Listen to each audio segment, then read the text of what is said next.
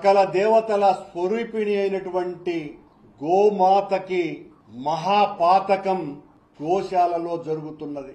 ఎంత దారుణమైనటువంటి పరిస్థితి దాపురించింది అంటే, మా ప్రభుత్వంలో హైందవ ధర్మాన్ని కాపాడుతాం, హిందూ ధర్మ పరిరక్షణకు కట్టుబడి ఉంటాం, తిరుమల పవిత్రతను కాపాడటమే ధ్యేయంగా పాప ప్రక్షాళన చేస్తామని చెప్పినటువంటి చంద్రబాబు నాయుడు గారు పవనానంద స్వాముల వారి ఆధ్వర్యంలో నడుస్తున్నటువంటి ఈ ప్రభుత్వ ఆధ్వర్యంలో తిరుమల తిరుపతి దేవస్థానం వారి గోశాలలో గత 3 నెలలుగా దాదాపు 100కు పైగా గోవులు మృతి చెందుతున్నాయి. దీన్ని దాచిపెట్టేసినారు.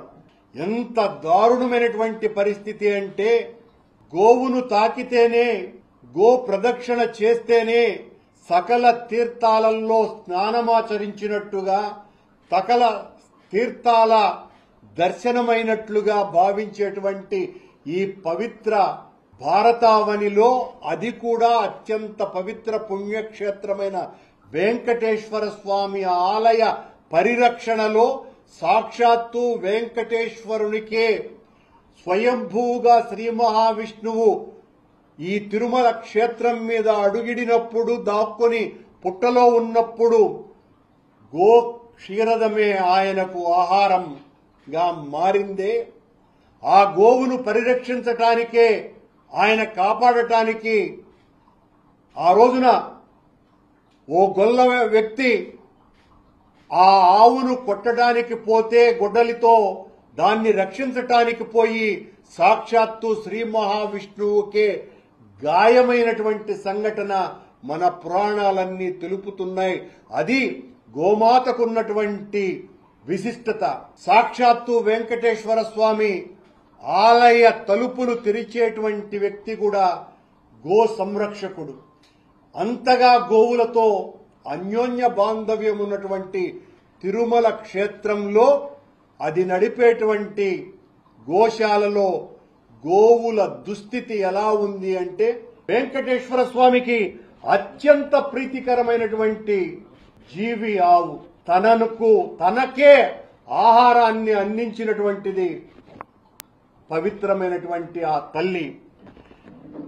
ఈ భూగోళం మీద ఆయన తపస్సు చేసుకుంటున్నప్పుడు ఆ పుట్టలో ఆయనకు పాలిచ్చి పోషించినటువంటిది ఆ ఆవు.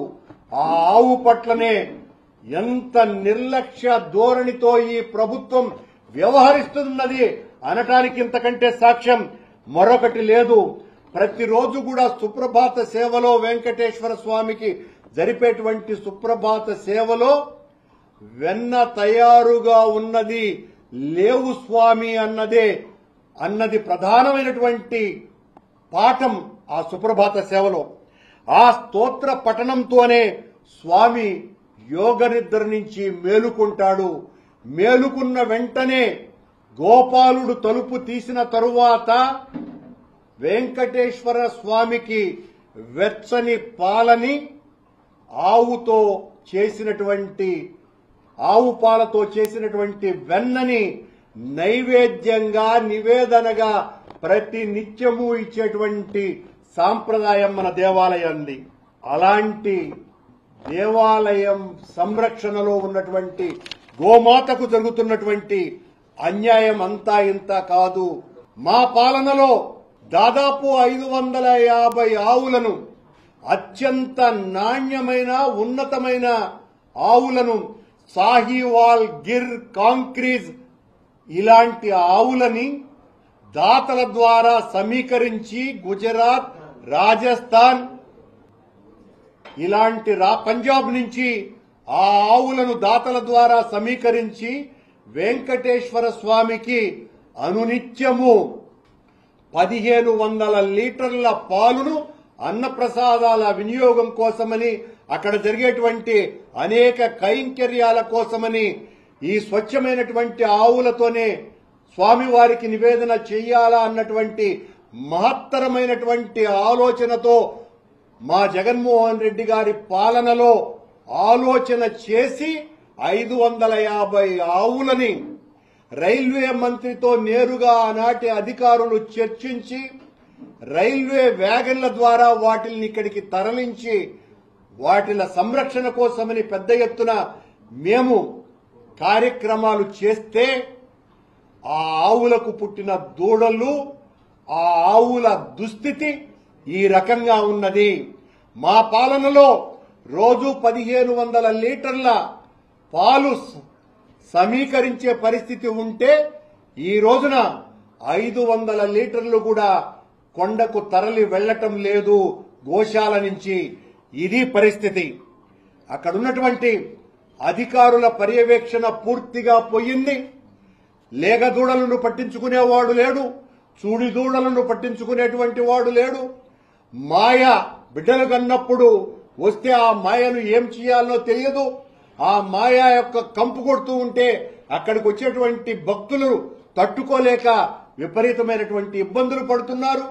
ఆవులకు పెట్టేటువంటి గ్రాసం అత్యంత పవిత్రమైనదేనని అందరూ వెండి పళ్ళాలలో సమర్పించుకుంటూ ఉంటే అక్కడ అనువైనటువంటి పరిస్థితులన్నీ కూడా ఉన్నప్పటికీ కూడా గోశాలలో వీళ్ల నిర్వాహకం కారణంగా చెత్తను వేసినట్టుగా ఆవుకు వేసేటువంటి గ్రాసం ఈ రోజున అక్కడ వేస్తున్నారు. ఆ ఆవులలో ఒక ఆవు, అందులోనూ కూడా అత్యంత ముఖ్యమైనటువంటి సాహివాల్ ఆవు గత కొద్ది రోజుల క్రితం నిండు చూలాలు పూర్ణ గర్భవతి అయినటువంటి ఆ గోమాత వీళ్ల దగ్గర నుంచి గోశాల నుంచి తప్పించుకుని వెళ్లి నేరుగా రైలు కింద పడి తల్లి బిడ్డ మరణించినాయంటే ఎంతగా వీటిల మీద పర్యవేక్షణ కరువైంది. దాని చెవులకు ట్యాగులు వేస్తారు. ఆ ట్యాగును కూడా ఆ చెవును కత్తిరించేశారంట అధికారులు. అక్కడ ఉన్నటువంటి సిబ్బంది అది టీటీడీకి సంబంధించింది కాదు అని తేల్చడానికి ప్రయత్నం చేసినారు. టీటీడీకి సంబంధించినటువంటి గోశాలలో మరణాలు జరిగినాయి, గోమరణాలు జరిగినాయి అని చెప్పి ఒక కొత్త అసత్య ప్రచారానికి కరుణాకర్ రెడ్డి గారు దిగుతా ఉన్నారు. ఈరోజు ప్రపంచవ్యాప్తంగా కోట్లాది మంది భక్తుల మనోభావాల్ని దెబ్బతీసే విధంగా ఇటువంటి తప్పుడు ప్రచారాలు చేయడానికి మరి కరుణాకర్ రెడ్డి గారు ప్రయత్నం చేస్తున్నారని చెప్పి ఖచ్చితంగా మనం అందరం కూడా చెప్పొచ్చు. తిరుమల తిరుపతి పవిత్రత మీద స్వామివారి గురించి కూడా మరి గతంలో నల్లరాయి అది, దాని మీద చెప్పు విసిరితే ఏమవుద్ది, పెకలించేస్తామని చెప్పి మాట్లాడినటువంటి వ్యక్తి ఈ కరుణాకర్ రెడ్డి.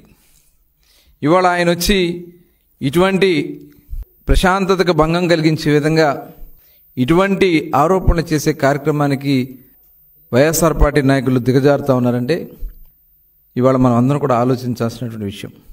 కోట్లాది దేవతలతో సమానమైనటువంటి గోమాత మీద కూడా ఇలాంటి తప్పుడు ప్రచారాలు చేయటానికి ఇవాళ వైఎస్ఆర్ పార్టీ నాయకులు దిగజారుతూ ఉన్నారంటే మనం అందరం కూడా ఆలోచించాల్సినటువంటి విషయం. గోమరణాల గురించి తప్పుడు ప్రచారం, 100 ఆవులు చనిపోయినాయి అని చెప్పి ఒక తప్పుడు ప్రచారాన్ని వాళ్ళు చేస్తూ ఉన్నారు. మామూలుగా గోశాలలో దాదాపు 2600 గోవులు ఉంటే అక్కడ వృద్ధాప్యం వల్ల కానీ లేదైతే డెలివరీలో ఇబ్బందుల వల్ల కానీ వ్యాధుల వల్ల కానీ యావరేజ్న ఒక 10 ఆవులు మరి అక్కడ మరణిస్తూ ఉంటాయి. దాన్ని కూడా ఇవాళ ఒక తప్పుడు ప్రచారాలు చేయడానికి ప్రయత్నం చేస్తూ ఉన్నారంటే మనం అందరం కూడా ఆలోచించాల్సినటువంటి విషయం. గడిచిన 3 నెలల్లో వృద్ధాప్యంగా కానీ ఏదైతే మనం చెప్పినటువంటి వ్యాధుల వల్ల కానీ 40 ఆవులు మృత్యువాత పడితే అవన్నీ ఒకసారి చనిపోయినాయి, 100 ఆవులు చనిపోయినాయి అని చెప్పి తప్పుడు ప్రచారాలు చేస్తూ ఉన్నారంటే అది కూడా ఫోటోలు, ఎక్కడో చనిపోయినటువంటి ఆవుల ఫోటోలు తీసుకొచ్చి అవి చూపించి ప్రచారం చేయడానికి మరి దిగజారుతూ ఉన్నారంటే ఇవాళ మనం అందరం కూడా ఆలోచించాల్సినటువంటి విషయం. గో సంరక్షణశాల పైన తిరుమల తిరుపతి దేవస్థానం ఒక ప్రత్యేకమైనటువంటి దృష్టి పెట్టడంతో పాటు అక్కడ నిరంతరం సమీక్షించుకోవడం జరుగుతూ ఉంటుంది. దాదాపు 250 మంది గోశాలలో 250 నుంచి 260 మంది గోశాలలో అక్కడ వాటికి పర్యవేక్షిస్తూ వాటి అవసరాల కోసం సంరక్షణ కోసం అక్కడే ఉంటూ వాటికి గోశాల సేవలు చేస్తూ ఉంటే దాని మీద కూడా తప్పుడు ప్రచారం చేస్తూ జియో ట్యాగింగ్ జరగట్లేదని చెప్తున్నారు. ప్రతి ఆవుకి జియో ట్యాగింగ్ చేసి ఆ సంరక్షణ రికార్డులన్నీ కూడా ఎప్పటికప్పుడు అక్కడ పర్యవేక్షిస్తూనే ఉంటారు. అలాంటిది జియో ట్యాగింగ్ జరగట్లేదు.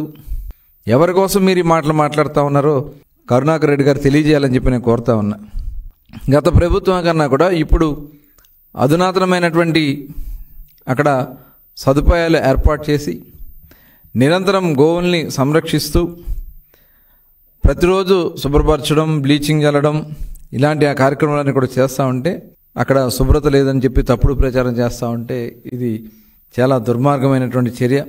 నిజంగా పోస్ట్ మార్టం చేయట్లేదని చెప్పి మాట్లాడుతూ ఉన్నారంటే ఏదన్నా వేరే రకాలుగా చనిపోయినట్టయితే అప్పుడు వాటికి పోస్ట్ మార్టం చేస్తారు. సహజ మరణాలకి పోస్ట్ మార్టం ఎందుకు చేస్తారు? వృద్ధాప్యంతో చనిపోయినటువంటి ఆవులకి.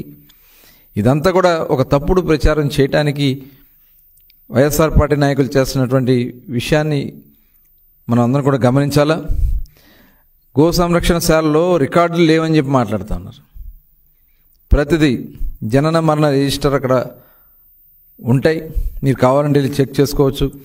అంతేగాని ఆ వ్యవస్థపైనే తిరుమల తిరుపతి దేవస్థానం పైనే ఇలాంటి తప్పుడు ప్రచారాలు చేస్తున్నటువంటి విషయాన్ని ఇవాళ చాలా మేము సీరియస్గా తీసుకుంటాం. అదే కాదు, లేగదూడలు ఉంటే అక్కడ పసిబిడ్డలాగా మరి అక్కడ వాటిని సాకుతూ చాలా జాగ్రత్తగా సంరక్షిస్తూ ముందుకెళ్తూ ఉంటారు. ఈయన కరుణాకర్ రెడ్డి గారు గతంలో కూడా చెప్పాడు, నేను నాస్తికుడిని చెప్పి మరి వాళ్ళ అవాస్తవమైనటువంటి మాటలు మాట్లాడుతూ ఉన్నారంటే మరి ఒకసారి వాళ్ళ యొక్క ఉద్దేశాలు ఏంటనేది మనందరం కూడా ఆలోచించాలి. నేను ఇందాక చెప్పినట్లుగా ఒక నల్లరాయి పకిలించేసి ఏమవుద్దని చెప్పి మాట్లాడినటువంటి వ్యక్తి కరుణాకర్ రెడ్డి. ఆయన తిరుమల తిరుపతి దేవస్థానం గురించి మాట్లాడుతూ ఉన్నారు. ఆయన చైర్మన్గా పనిచేసినప్పుడు అక్కడ ప్లాస్మా టీవీ కుంభకోణం, తాళిబొట్లు కుంభకోణం, టికెట్లు అమ్ముకోవడం, డాలర్లు గోల్డెన్ బంగారు డాలర్లు వస్తాయి మాయం చేయటం, ఇవన్నీ ఆ రోజున మీరు పాల్పడింది వాస్తవం కాదా? ఇవాళ దాని గురించి మీరు మాట్లాడగలరా? కోవిడ్ సమయంలో స్వామివారి లడ్డూ ప్రసాదాన్ని మరి మాయం చేసి వాటిని దారి మళ్లించింది వాస్తవం కాదా కరుణాకర్ రెడ్డి గారు? మీ కుమార్తె నీహారెడ్డి గారి వివాహాన్ని క్రైస్తవ ఆచారాలతో చేసింది వాస్తవం కాదా? మీరు తిరుమల తిరుపతి దేవస్థానం గురించి, హిందూ మత ఆచారాల గురించి మాట్లాడుతూ ఉంటే చాలా హాస్యాస్పదంగా ఉంది. ఆ రోజున తిరుమల తిరుపతి దేవస్థానం ఖజానాని దారి మళ్లించింది, కమిషనర్ కొట్టింది వాస్తవం కాదా? ఆ రోజున తిరుపతి కొండపైన అన్యమత ప్రచారాలకి తెరలేపడానికి ప్రయత్నం చేసింది మీరు కాదా? 7 కొండలుగా ఉన్నటువంటి తిరుమల తిరుపతి దేవస్థానానికి సంబంధించినటువంటి 7 కొండలు అవసరం లేదు, 5 కొండలకే పరిమితం చేయాలని చెప్పి ఆ రోజున చెప్పింది మీరు కాదా? మీరు ఇవాళ ఈ రకమైనటువంటి తిరుమల తిరుపతి దేవస్థానం యొక్క ప్రతిష్ట పెరుగుతున్నటువంటి దాన్ని చూసి తట్టుకోలేక, ఇవాళ అక్కడికి వస్తున్నటువంటి భక్తుల్ని చూసి మీరు తట్టుకోలేక, కేవలం మొన్న జరిగినటువంటి తొక్కిసలాటలో గోశాలకు సంబంధించినటువంటి అధికారిని హరినాథ్ రెడ్డి అనే వ్యక్తిని మరి ఇవాళ సస్పెండ్ చేసి అతని కోసం మీరు ఈ తప్పుడు ప్రచారాలు చేస్తూ ఉన్నారు.